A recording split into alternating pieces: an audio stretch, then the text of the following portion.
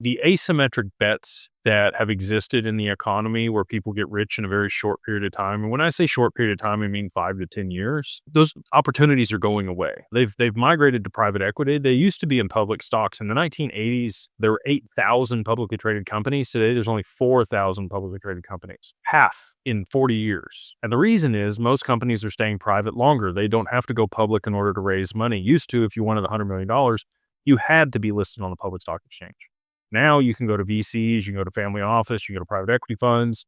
There's lots of ways and access to capital that you just didn't have previously. And so because of that reason, I mean, you see unicorns stay private. You've got SpaceX that's still private. You've got Ripple that's still private. 40 years ago, that's not a possibility. They wouldn't have been able to grow at the scale that they have been without being a publicly traded company. So I think that trend is going to continue. I think less and less companies will want the public listing because of the scrutiny and costs that come along with it.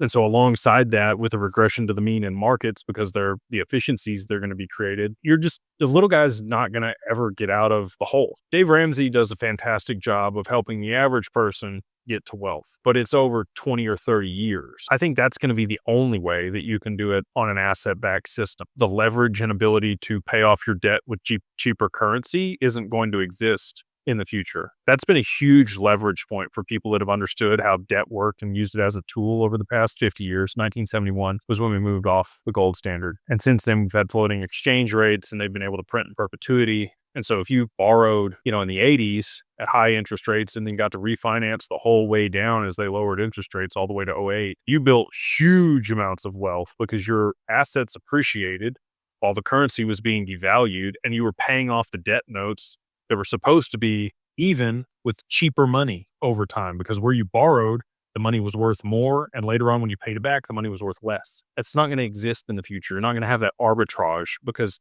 currencies are going to be back. So I think the little guy, if he's not taking advantage of this stuff right now, him and his family, her and her family, it's possible.